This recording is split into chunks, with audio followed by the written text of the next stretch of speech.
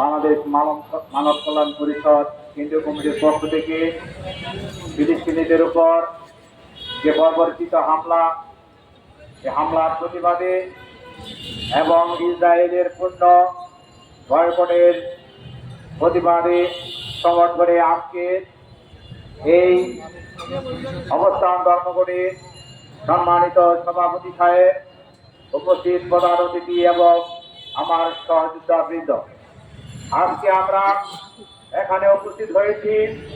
আপনারা জানেন সারা বিশ্ববাসী আজকে উদ্বিগ্ন এই ফিলিস্তিনের উপর যে ইসরায়েলের আগ্রাসন, এই ফিলিস্তিনের উপর যে ইসরায়েলি যে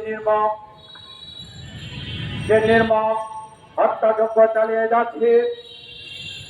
আমরা এই বাংলাদেশ সরকারের কাছে উদাত্ত আহ্বান রাখবো, যাতে করে এই যে ঘাতক বিশ্বঘাতক ইসরায়েল, সেই ইসরায়েলের পণ্য এই বাংলাদেশ থেকে যাতে এই দেশের জনগণের উপর চাপিয়ে দেওয়া না হয়।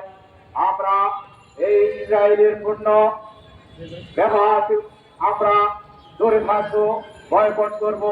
আমরা ইসরায়েলের পণ্য ব্যবহার করবো না, এটা আমাদের শপথ থাকবে।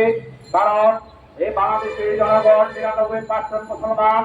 একটি মুসলমান জাতিকে যেভাবে ধ্বংস করার জন্য আজকে উঠে পড়ে লেগেছে পাকিস্তান, আমেরিকা এবং মধ্যপ্রাচ্যের কিছু মুসলিম রাষ্ট্র, তাদের এই ইসরায়েলকে সহযোগিতা করে যাচ্ছে ফিলিস্তিনের উপর হামলা করার জন্য, নির্যাতন করার জন্য, নিগ্রহণ করার জন্য এবং এই গাজা থেকে যাতে করে এই ফিলিস্তিনের বাইরেকে, বোনদেরকে, শিশুদেরকে দাবি করে এই গাজা এবং ইসরায়েল থেকে উদ্ধার করা হয়, বিলীন করা হয়, সেই জন্য তারা উঠে পড়ে লেগেছে।